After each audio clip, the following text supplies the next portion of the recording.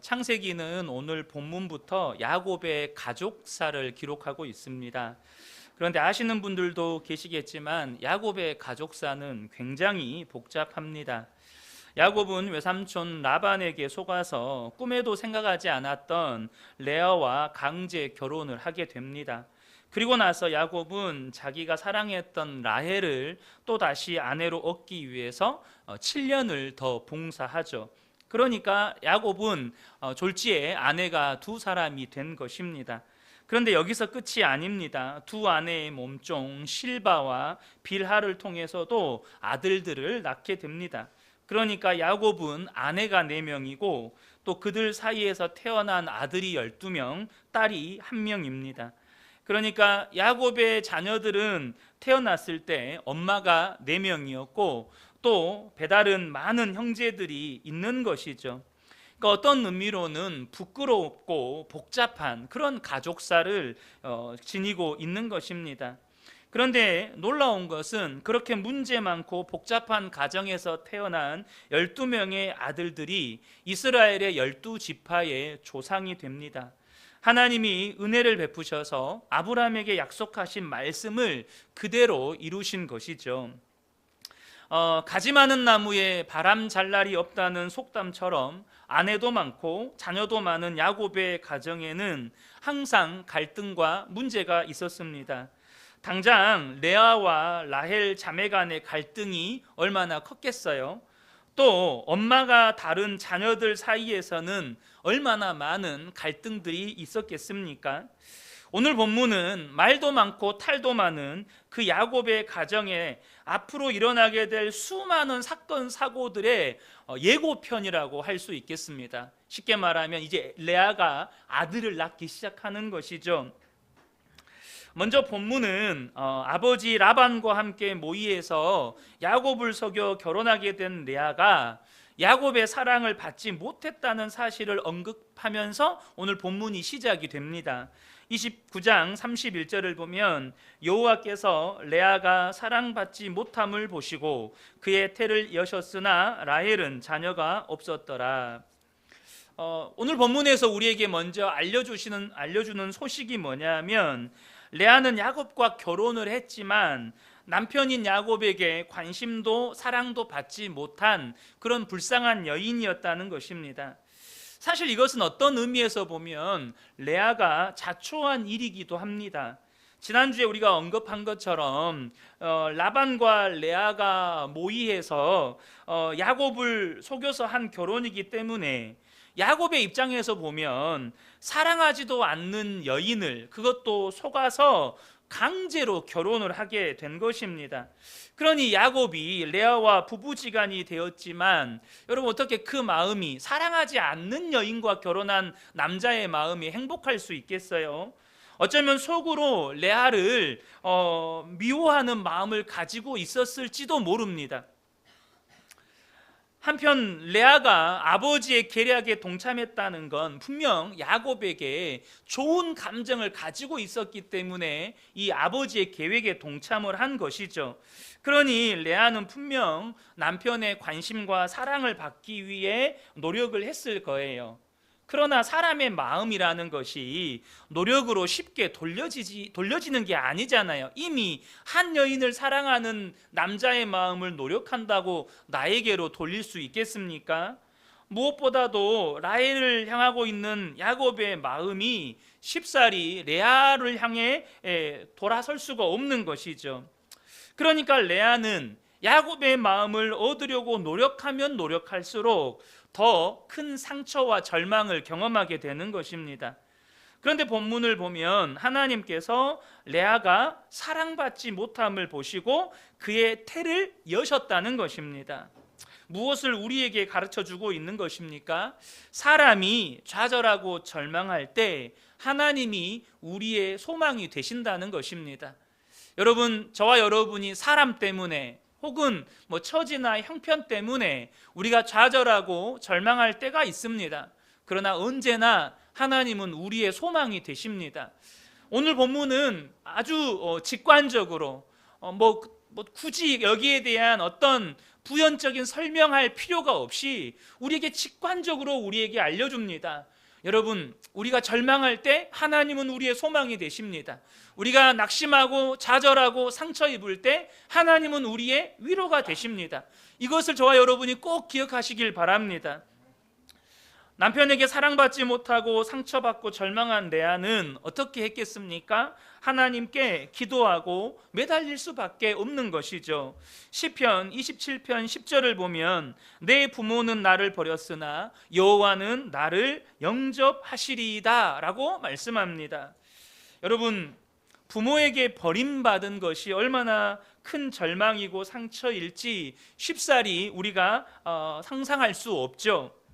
그런데 여러분, 이 시편 27편은 다윗의 시편입니다. 어떤 배경 속에서 이 고백을 했냐면 다윗이 사울 왕에게 쫓겨 다닐 때 그가 도움을 요청할 수 있는, 그래도 내가 도움을 요청할 수 있는 분들이 누구예요? 부모님들 아니겠습니까? 그런데 사울이 다윗에게 도움만 줘도 다 죽여버리는 거예요. 그러니까 이 부모들조차도 다윗에게 도움을 줄 수 없는 거예요. 도움을 요청하는 다윗의 손을 뿌리칠 수밖에 없는 거예요. 그래서 다윗은 부모에게조차 버림받을 수밖에 없었습니다. 그런 다윗이 뭐라고 고백합니까? 부모는 나를 버렸으나 여호와는 나를 영접하시리이다. 지금 레아가 이런 상황입니다. 그런데 레아는 남편에게 관심과 사랑받지 못한 이 서러움과 아픔을 하나님에 대한 믿음으로 바꾸기 시작합니다. 남편은 나를 사랑하지 않으나 하나님은 나를 사랑하신다. 남편은 나에게 아무런 관심도 없지만 하나님은 나를 결코 버리지 않으신다. 그 믿음으로 하나님께 나아가 레아가 뭐라고 기도를 했겠습니까? 하나님, 저를 불쌍히 여겨주세요. 그래서 저에게 아들 하나만 주세요. 그러면 제 남편이 저를 사랑할 것입니다. 그러니까 아들 하나 달라고 하나님 앞에 간절히 기도하는 것이죠. 그 믿음으로 레아가 하나님 앞에 기도했을 때 놀랍게 하나님은 소망 없는 레아에게 소망이 되어 주십니다. 하나님 레아의 눈물의 기도를 들으셨고 그 기도에 응답하셔서 레아의 태를 열어주십니다. 32절을 보면 레아가 임신하여 아들을 낳고 그 이름을 르우벤이라 하여 이르되 여호와께서 나의 괴로움을 돌보셨으니 이제는 내 남편이 나를 사랑하리로다 하였더라. 하나님은 레아의 이 고통의 신음소리를 거절하지 않으시고 응답하셔서 아들을 낳게 하십니다. 여러분, 우리가 허물도 많고 실수도 많고 때로는 죄 가운데 빠져서 하나님의 마음을 아프게 하지만 기억하십시오. 하나님은 우리의 눈물의 기도를 들으십니다. 하나님은 고통 속에서 부르짖는 우리의 기도를 들으신다는 거예요. 하나님은 당신의 백성들의 고통하는 소리를 결코 외면하지 않으십니다. 출애굽기 2장 23절부터 25절을 보면 여러 해 후에 애굽 왕은 죽었고 이스라엘 자손은 고된 노동으로 말미암아 탄식하며 부르짖으니 그 고된 노동으로 말미암아 부르짖는 소리가 하나님께 상달된지라. 하나님께서 그들의 고통 소리를 들으시고 하나님이 아브라함과 이삭과 야곱에게 세운 그의 언약을 기억하사 하나님이 이스라엘 자손을 돌보셨고 하나님이 그들을 기억하셨더라. 얼마나 놀라운 말씀입니까? 하나님은 당신의 백성들이 애굽의 탄압과 고된 노동으로 말미암아 탄식하여 부르짖을 때 그들을 돌보셨고 그들을 기억하셨습니다. 이것은 그대로 우리에게 적용되는 말씀입니다. 여러분, 고난 가운데 있습니까? 하나님께 부르짖어 기도하시기를 바랍니다. 고통 속에 있습니까? 그 고통 속에서 하나님께 부르짖어 기도하시길 바랍니다. 야고보서 5장 13절을 보면 너희 중에 고난당하는 자가 있느냐? 그는 기도할 것이요. 고난 속에 있다면, 고통 속에 있다면, 마음의 좌절과 절망 가운데 있다면 우리가 해야 할 일은 한 가지입니다. 하나님께 나아가 부르짖어 기도하는 것입니다. 하나님께서 레아의 기도에 또 응답해 주십니다. 레아가 아들을 낳습니다. 그 아들의 이름을 르우벤이라고 짓습니다. 르우벤의 뜻이 무엇입니까? 하나님께서 나의 괴로움을 돌보셨다라는 뜻입니다. 그러니까 아들을 낳은 레아는 이제 좀 자신감이 생겼어요. 여러분, 고대 사회에서 아들을 낳았다, 이건 엄청난 여자에게서 자부심이에요. 여러분, 하갈이 이스마엘 낳고 나서 뭐 합니까? 여러분, 사라를 핍박합니다. 이 아들 낳았다는 거, 고대 사회에서는 엄청난 자부심이 되는 거예요. 그런데 아들 때문에 당연히 남편이 자신에게 관심을 갖게 되고 자신을 사랑할 것이라고 기대를 했는데, 아들을 낳아도 이 야곱은 레아에게 별로 관심을 두지 않습니다. 그러니 여러분, 기대가 크면 상처도 크죠. 기대가 크면 낙심도 큰 거예요. 그러니 레아는 또 상처받고 절망을 합니다. 이때 레아가 또 둘째 아들 시므온을 낳습니다. 33절인데요. 그가 다시 임신하여 아들을 낳고 이르되 여호와께서 내가 사랑받지 못함을 들으셨으므로 내게 이 아들도 주셨도다. 그의 이름을 시므온이라 하였으며 라고 말씀합니다. 그러니까 지금 이 시므온의 뜻은 하나님이 들으셨다라는 뜻이에요. 여호와께서 내가 사랑받지 못함을 들으셨다, 이렇게 고백합니다. 하나님이 들으셨다라는 뜻이에요. 이렇게 둘째도 낳았지만 남편에게 여전히 레아는 사랑받지 못합니다. 그러니까 레아는 더 깊은 고통 속에서 다시 울면서 하나님께 기도하고 그렇게 해서 또 매달리기 시작하는 거예요. 그래서 여러분, 34절을 보면 이제 또 아들을 낳습니다. 그가 또 임신하여 아들을 낳고 이르되 내가 그에게 새 아들을 낳았으니 내 남편이 지금부터 나와 연합하리로다 하고 그의 이름을 레위라 하였으며, 둘째 아들을 낳고 당연히 남편은 자기에게 관심과 사랑을 이렇게 쏟아줄 거라고 생각을 했는데 여전히 야곱은 무관심해요. 더 큰 상처와 절망 속에서 또 부르짖어 기도합니다. 하나님이 셋째 아들을 주셨어요. 그 셋째 아들이 그 유명한 제사장의 역할을 감당하게 되는 지파의 조상 레위입니다. 그런데 이 레위의 뜻은 뭐냐면 남편이 나와 연합하리로다 라는 뜻이에요. 여러분, 이 세 아들의 이름은 모두 레아의 고백입니다. 이 세 아들의 이름은 다 레아의 고백이에요. 근데 이 레아의 고백에서 우리는 무엇을 알 수 있습니까?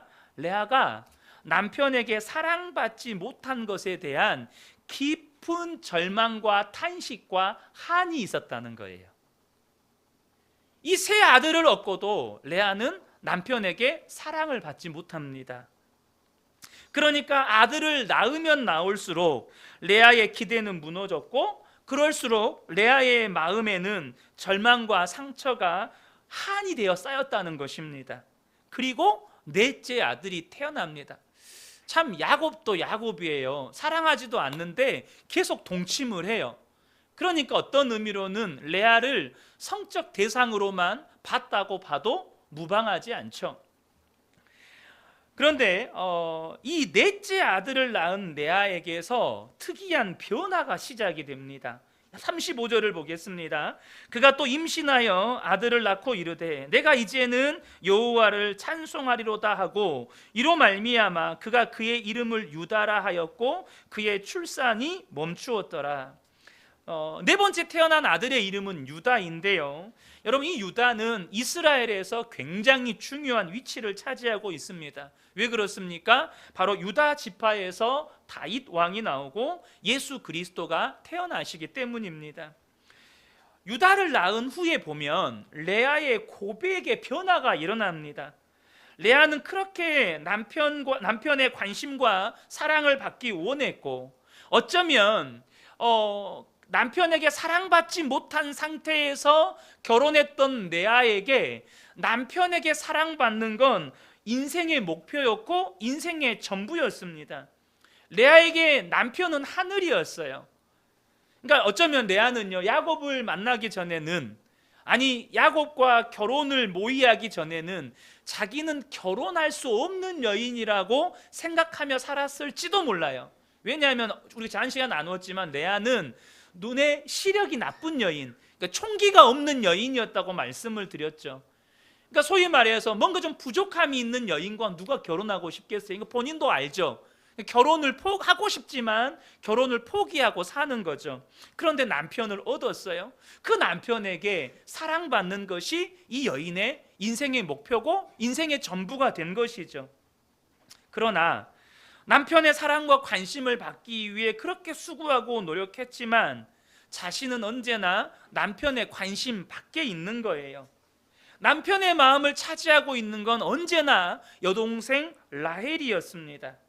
그런데 이 레아가 넷째 아들을 낳을 무렵에 깨닫게 된 것이 하나 있습니다. 뭘까요? 남편이 내 인생의 전부인 줄 알았는데 그게 아니구나.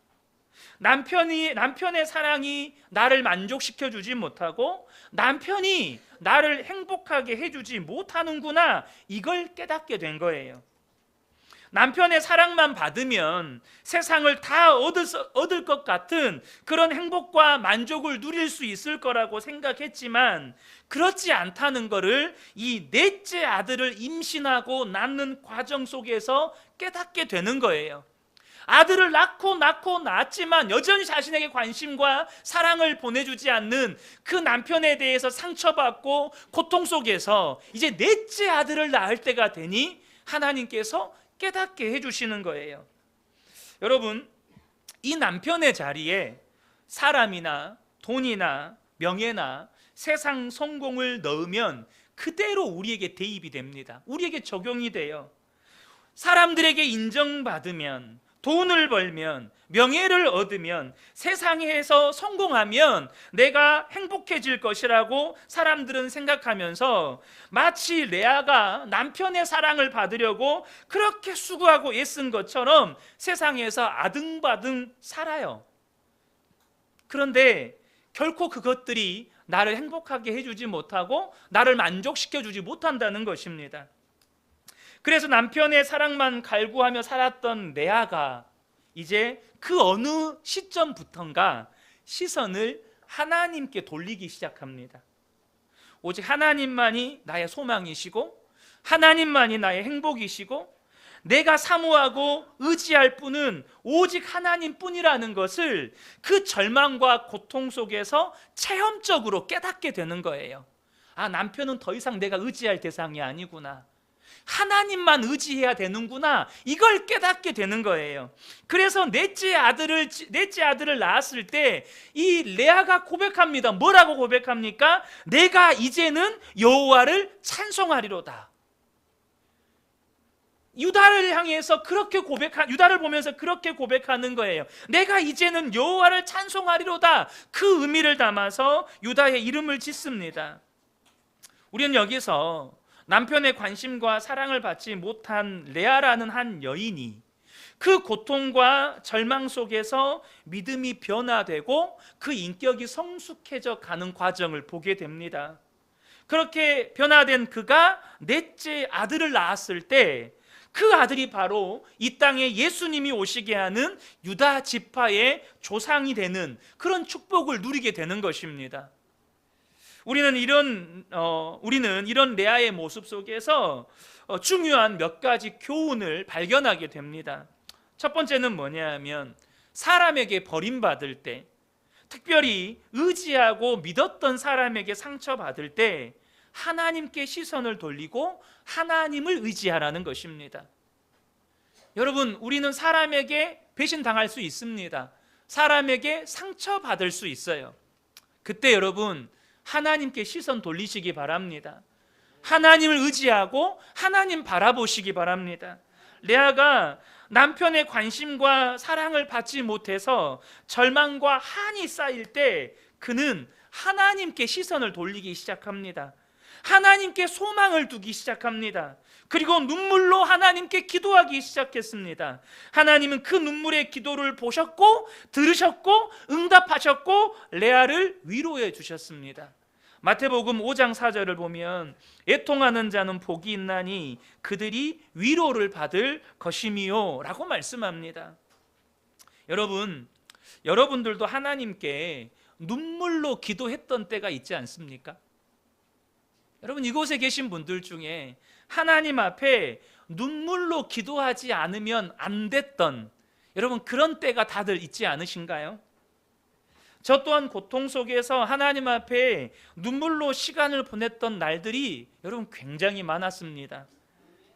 그런데 저의 삶 속에서 제가 부인할 수 없는 것은, 제가 그렇게 고통 속에서 하나님 앞에 애통해하며 부르짖을 때 하나님은 저를 보고 계셨고, 하나님은 그 기도를 다 들으셨고, 하나님께서 저를 위로해 주셨다는 것입니다.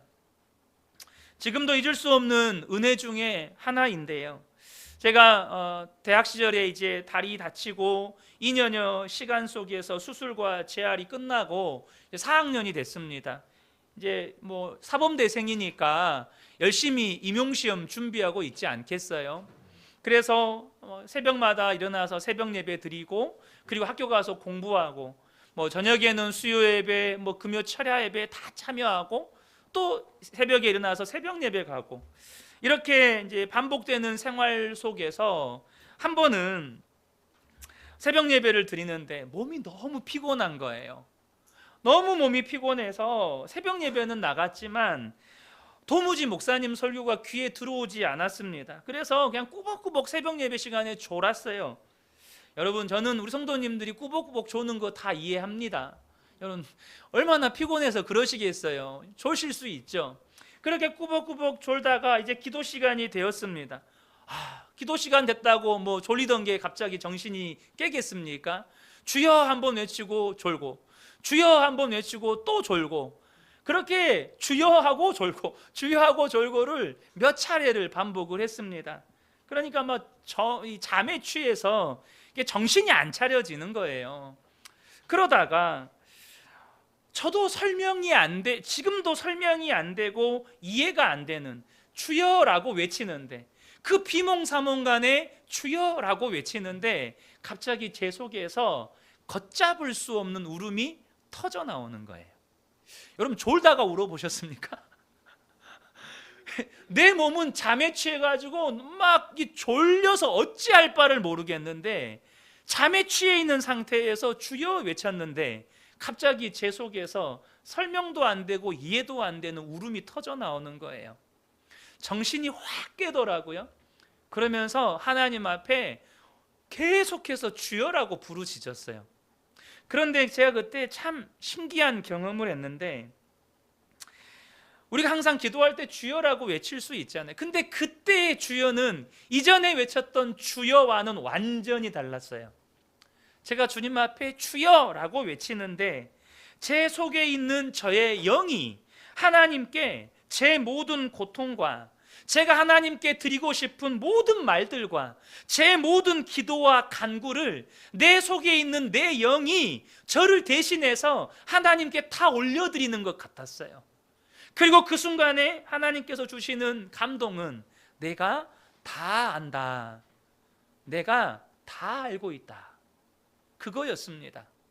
제가 한 30여 분 정도 기도를 했는데, 여러분 기도를 시작해서 끝날 때까지 저는 주여만 외치다가 기도를 끝냈어요. 그런 기도는 그때가 처음이었습니다. 제 생에 딱 한 번, 한 30여 분 정도의 기도가 처음부터 끝까지가 주여였어요. 그런데 저는 모든 기도를 하나님께 다 올려드렸어요. 그리고 하나님은 저를 위로해 주셨어요. 얼마나 하나님 앞에서 통곡했는지 모르고, 그리고 얼마나 큰 위로와 격려를 받았는지 몰라요.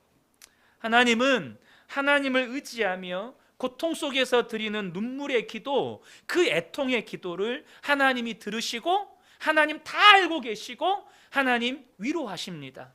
저와 여러분이 이것을 기억하셔야 합니다.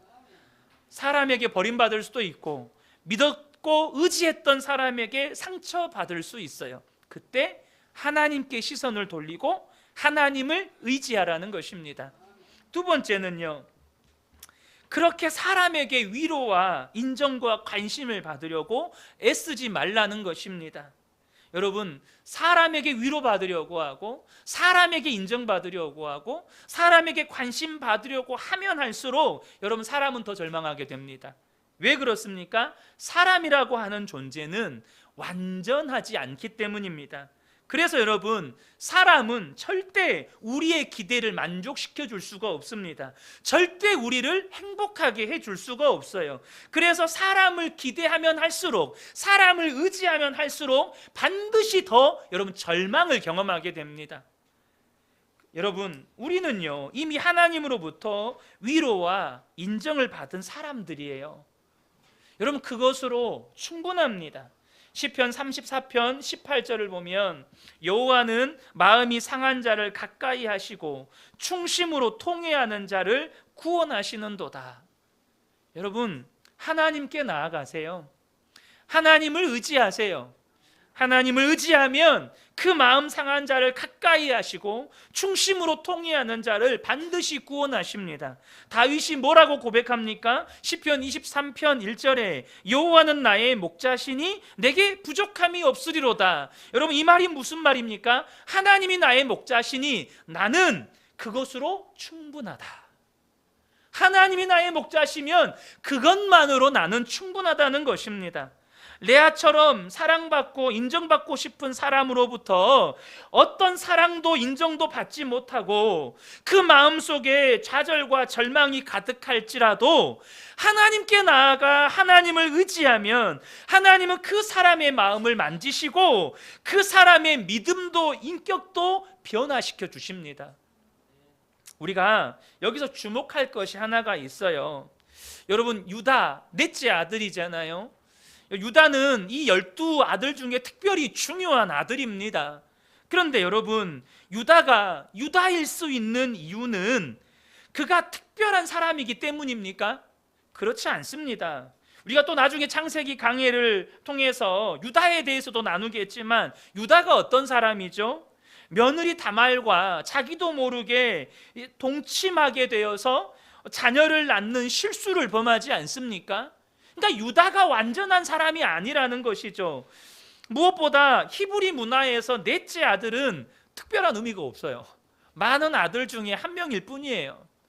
히브리 문화에서 오로지 의미가 있는 아들은 첫째 아들, 장자밖에 없어요. 그러니까 넷째 아들은 특별한 의미가 없습니다. 그런데 그 넷째 아들인 유다가 다윗의 조상이 되고 예수님의 조상이 된 것은, 물론 여기에는 우리가 다 이해할 수 없고 설명할 수 없는 하나님의 섭리가 있겠지만 분명히 성경에서 우리에게 알려주는 건 뭐냐면, 유다를 낳을 때에 레아가 고통 속에서 하나님을 찾고 의지하면서 그의 믿음과 인격이 변화되었고 그의 믿음의 고백이 바뀌었다는 거예요. 성경이 분명하게 우리에게 알려주는 건 레아가 바뀌었다는 겁니다. 레아의 믿음과 인격이 변화되었다는 거예요. 레아가 남편의 관심과 사랑만을 갈구할 때 낳았던 세 아들, 그러니까 르우벤과 시므온과 레위, 그 아들들은 어떤 아들들입니까? 그때 레아의 고백이 뭐죠? 여호와께서 나의 괴로움을 돌보셨다. 하나님이 들으셨다. 남편이 나와 연합하리로다. 이 고백들을 보면 레아가 자기에 대한 연민과 상처가 그 고백 속에서 절절하게 묻어납니다. 다 자기 연민과 자기 상처의 고백들이에요. 하나님이 나의 괴로움을 돌보셨다. 하나님이 들으셨다. 이제 남편이 나와 연합할 것이다. 다 자기 연민이고 자기 상처의 고백들이에요.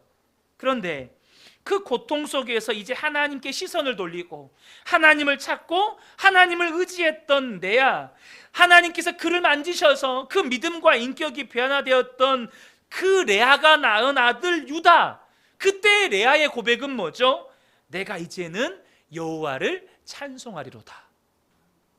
그의 고백이 바뀐 거예요. 유다를 낳을 때 레아는 완전히 다른 사람이 되어 있었어요. 레아의 믿음과 인격이 변화되니 고백이 바뀌고 하나님이 주신 아들이 진정한 축복이 되는 거예요. 그의 아들 유다를 통해서 다윗 왕조가 세워지고 메시아이신 예수 그리스도가 이 땅에 오게 되는 것입니다. 역대상 16장 11절에 여호와와 그의 능력을 구할지어다. 항상 그의 얼굴을 찾을지어다. 사랑하는 성도 여러분, 하나님을 구하시기를 바랍니다.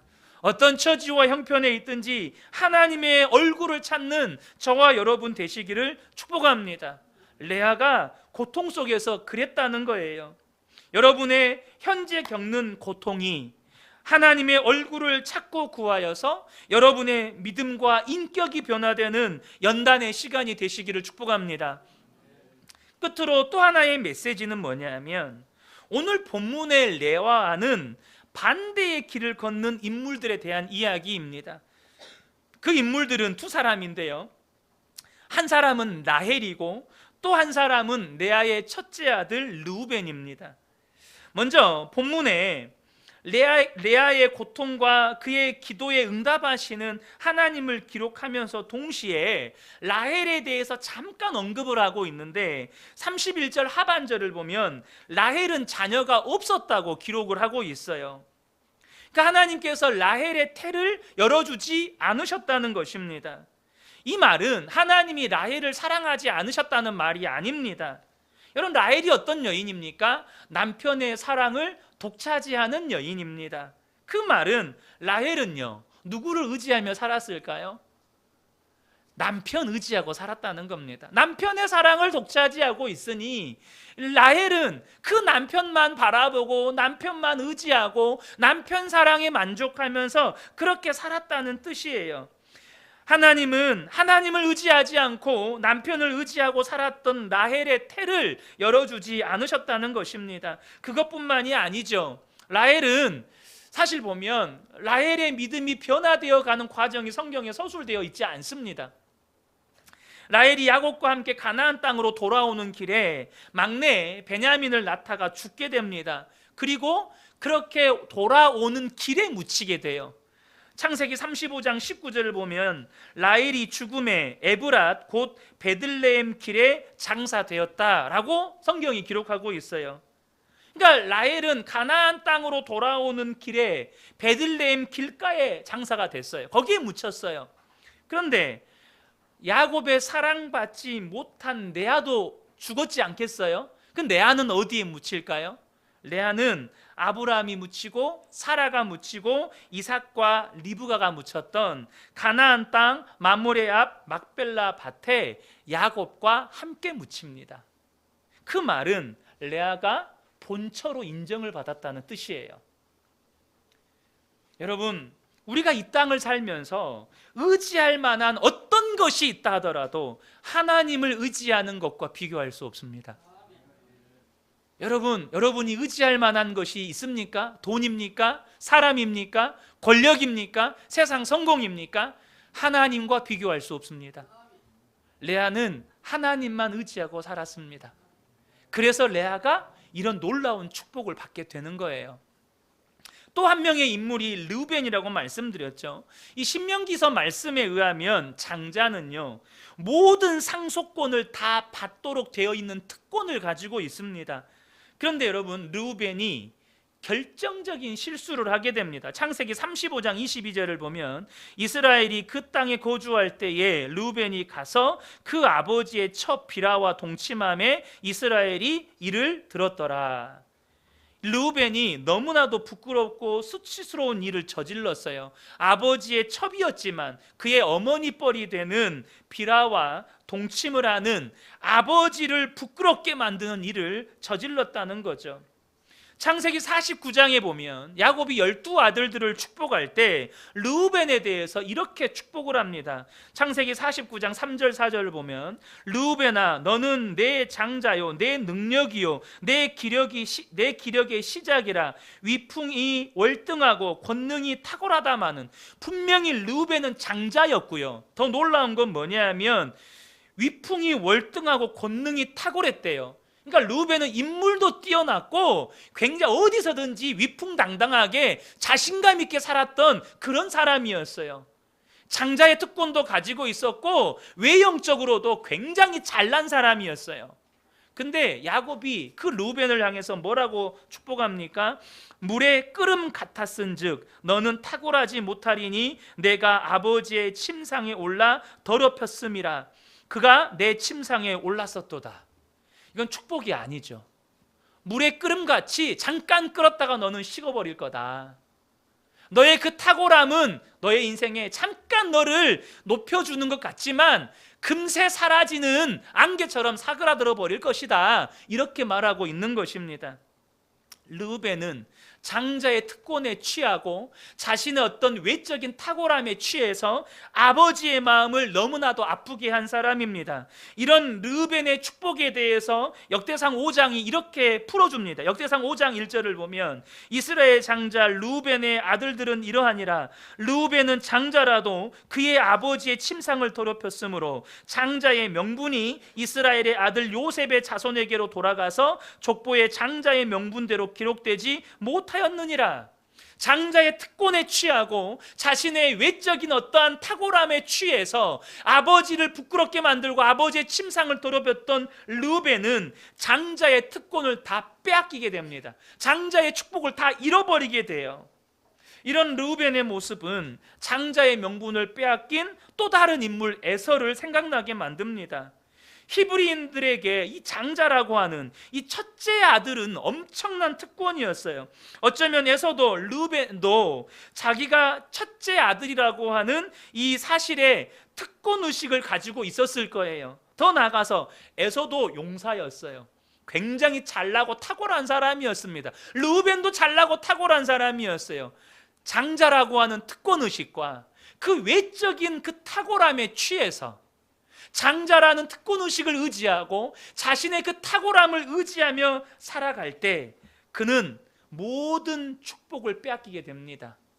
그 특권의식에 사로잡혀 살아갈 때 그는 자기의 아버지의 침상을 더럽혀도 별 문제가 되지 않을 거라고 생각했는지도 몰라요.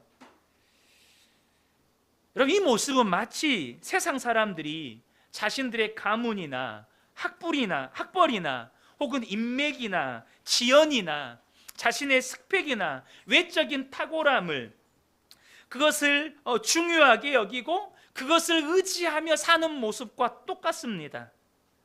그런데 장자라는 것을 이유로 특권의식을 가지고 그것을 의지하고 자기의 외적인 탁월함을 의지하며 아버지의 침상까지도 더럽혔던 르우벤은 모든 장자의 축복을 빼앗겼습니다.